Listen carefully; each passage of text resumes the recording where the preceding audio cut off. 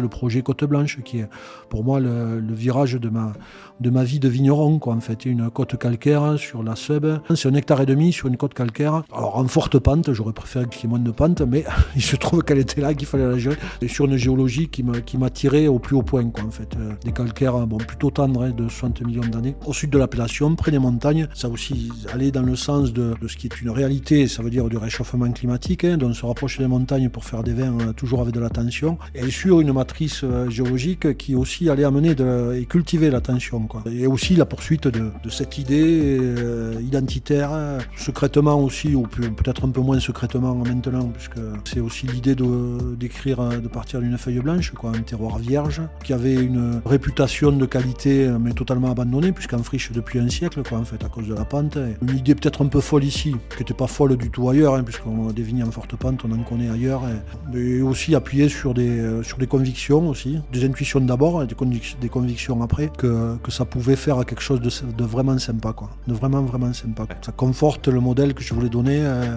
à ce domaine et indirectement à ma vie aussi. C'est pas forcément des kilos de vin que je voulais faire, mais de l'identité. Et